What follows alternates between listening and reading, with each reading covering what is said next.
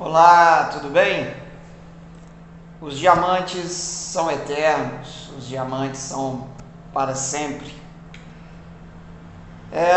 Conversando com meu filho recentemente, uma sexta-feira, depois de uma semana dura, semana difícil, estava uma garrafa de vinho e também os meus botões, quando de repente chega um dos meus filhos, João Miguel, e aí me pergunta: pai, o que é mais valioso? O que vale mais dinheiro? Um diamante, uma esmeralda ou um rubi? Cara, eu não fazia a menor ideia. No entanto, essa pergunta do João Miguel me remeteu a outra pergunta. Então eu disse: filho, quem atribuiu valor a essas pedras? Quem conferiu valor a elas? Quem disse que elas valem muito ou pouco dinheiro? Ou que uma vale mais e outra vale menos? Filho, na verdade, será que seria a beleza de um diamante que vai determinar o seu valor ou a sua raridade? Pergunto isso também em relação à esmeralda ou ao rubi. Se for em relação à raridade ou à beleza que determina o valor dessas pedras, eu te pergunto, filho, existe algo mais belo e raro do que a vida humana? Foi interessante que o João disse o seguinte: pai, essa pergunta é interessante. Falei: então, não pode haver nada mais raro, mais precioso, mais belo do que a nossa vida. Então eu pergunto, por que muitas e muitas pessoas matam e morrem por causa dessas pedras? Aí me lembrei, tem uma história, no final da década de 30, nos Estados Unidos, uma grande empresa norte-americana que vendia diamantes, olhando para todo o contexto que se experimentava à época, percebeu-se a partir de algumas pesquisas que as mulheres norte-americanas, sobretudo dos Estados Unidos, elas não estavam assim muito interessadas em usar diamantes. Elas estavam procurando algo mais prático, por exemplo, uma máquina de lavar roupa. Parece um absurdo, mas à época se vivia isso.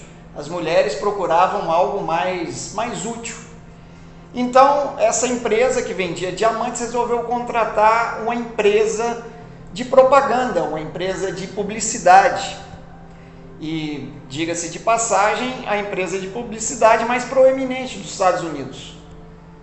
Então, lá nessa empresa tinha uma senhora, que agora me esqueci o nome, que depois ganhou inúmeros prêmios em virtude da sua criatividade. Por quê? Quando a empresa que vendia diamantes percebeu que não havia mais tanto interesse nos diamantes, contratou-se essa empresa, e essa senhora que eu mencionei pensou numa série de coisas, entre elas numa frase que se tornou muito conhecida no mundo inteiro: um diamante é eterno, um diamante é para sempre.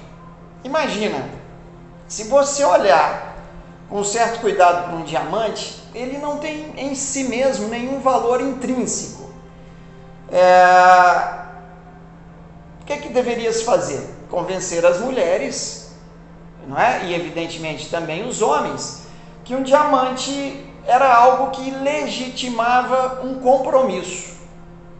Então, nesse caso, você pega um pedaço inútil de carbono, associa ele ao que nós chamamos de teoria dos sinais ou teoria do significado, e cria uma norma social difícil de, eu diria, resistir, porque essa norma social introjeta, ou seja, coloca, talvez sem que a gente perceba, na nossa cabeça o seguinte: olha, você tem que comprar esse diamante, porque se você não comprar esse diamante, você não valoriza quem você ama, você não valoriza o compromisso que você está assumindo. Então, vou convidar uma mulher para casar, eu dou a ela um diamante, para simbolizar o meu amor, para dizer para ela que o meu amor é eterno, que vai durar para sempre.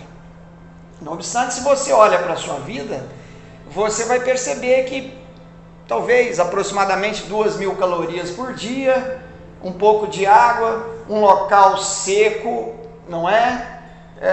Para você se abrigar, garante já a sua sobrevivência. O resto nós poderíamos dizer que é supérfluo, que não é essencial. Não obstante, quando você associa, volto a dizer, esse pedaço inútil de carbono a todo esse significado e cria essa norma social, um diamante é para sempre, um diamante é eterno. Se você não ama, você não compra, mas se você ama, você compra. Aí nós passamos a acreditar nisso e nós pagamos hoje milhões e milhões por um diamante. Não é mesmo? Por que acreditar nisso? Seria pelo status? Quando você pensa em status, você pensa em quê? Pensando assim rapidamente sobre o status, é difícil encontrar alguma coisa mais imbecil do que o status. Na maioria das vezes, o status é o seguinte: você compra uma coisa que não precisa, muitas e muitas vezes com dinheiro que não tem, muitas e muitas vezes faz tudo isso para agradar quem você não gosta. No caso dos diamantes, teoricamente você amaria aquela que você convidou para se casar. Mas, se você olha, vou dar um exemplo. Você estava muito bem com o seu carro, até que o seu vizinho apareceu com um carro melhor do que o seu. Você olha para a sua conta, percebe que você não tem dinheiro suficiente, mas você não pode ficar com um carro inferior ao seu vizinho, aquele chato. Então você vai lá, financia um carro mais caro, com prestações que talvez você nem consiga pagar, mas você não pode ficar com um carro inferior. Então o status te leva a comprar algo que você não precisa, com dinheiro que não tem, para agradar quem você não gosta. Existiria algo mais imbecil, idiota do que isso? E por que nós acreditamos nisso? Porque muitas e muitas vezes nós vivemos em função disso.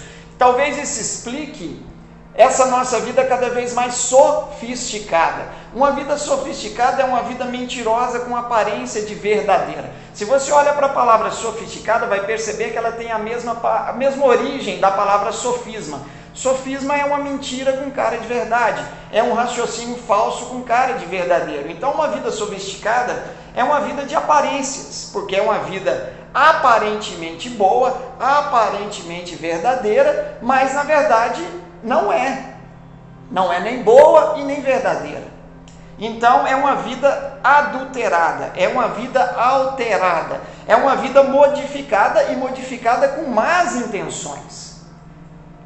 Vivemos, volto a dizer, uma vida cada vez mais sofisticada, não obstante, vivemos uma vida cada vez mais crédula. O que significa uma vida crédula? Significa uma vida ingênua, uma vida não pensada, uma vida em que você acredita em tudo e muito facilmente.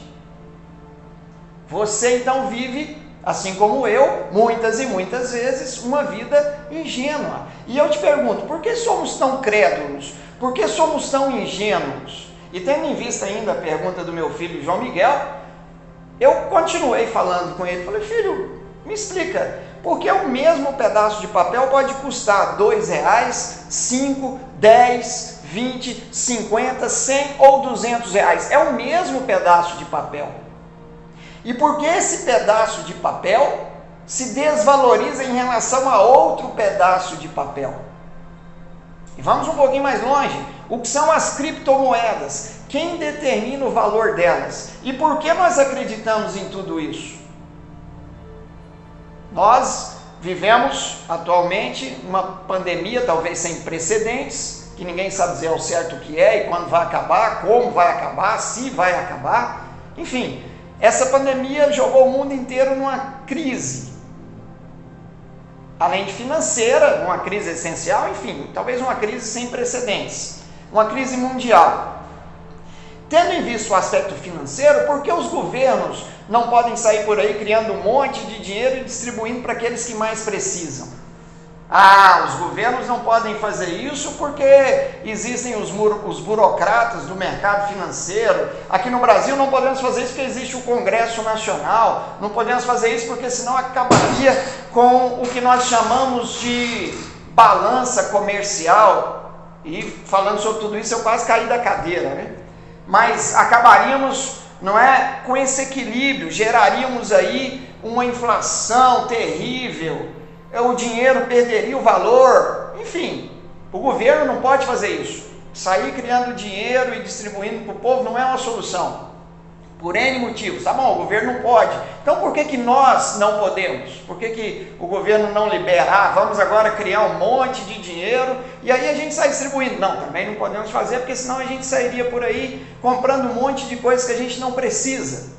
E mais uma vez, inflação, perda de poder de compras, blá, blá, blá, blá. Mas quem disse isso? Quem determinou isso? E pergunto ainda mais, por que nós acreditamos em tudo isso? Por que nós não podemos mudar todo esse contexto?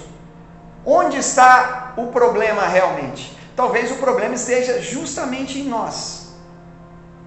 Em nós. Basta a gente olhar para quantas e quantas extravagâncias quando a gente fala de dinheiro. Corte de cabelo de 45 mil reais, Mercedes-Benz cravejada de cristais e diamantes por 25 milhões, por exemplo, um relógio por 125 milhões, uma casa de 5 bilhões, já não estou falando mais de milhões, mas de bilhões, uma casa, 5 bilhões, um navio, não é?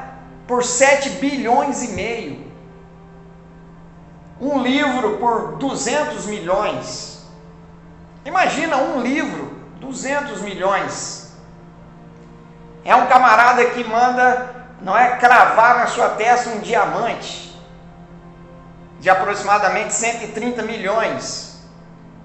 Bom, eu poderia passar horas e horas aqui dando esse tipo de exemplo, mas acho que basta, porque se tem gente mandando fincar um diamante na testa, sabe lá Deus onde vai ter pessoas enfiando diamante, né? Vamos nem pensar, melhor nem pensar. Mas para mim isso já é um absurdo, mas o maior absurdo foi quando eu vi um artista italiano que disse ter criado uma obra invisível. O artista italiano foi lá, criou uma obra invisível, tá certo? É uma obra, portanto, imaterial, que talvez só existisse na cabeça dele, segundo alguns, eu nem quero entrar no mérito da questão, mas uma obra imaterial. Ele foi lá, criou essa obra, mas o absurdo maior não é esse. Ele criou essa obra invisível, segundo ele, feita de ar e de espírito, porque ele não estava tentando vender o nada, ele estava tentando vender um vácuo feito de ar e de espírito. Mas isso não é o maior absurdo. O maior absurdo é que teve um camarada que foi lá e comprou essa obra por aproximadamente 100 mil reais. Foi lá e comprou. Lembrando que tudo isso eu estava falando por meu filho João Miguel. Ele tem 9 anos. Como eu disse, tinha a garrafa de vinho. Talvez eu tivesse exagerado um pouco no vinho, e é uma coisa que eu preciso prestar atenção, porque às vezes perco o limite, não falo isso com orgulho. Mas enfim, falei tudo isso para ele, e aí, ao olhar nos olhos dele, percebi o espanto. E ele, retribuindo o olhar, olhou não só no fundo dos meus olhos, mas olhou no fundo da minha alma e perguntou assim: pai, o senhor está bêbado? Bom, talvez estivesse, mas a pergunta dele me remeteu a muitas outras, e valeu a pena pensar sobre elas.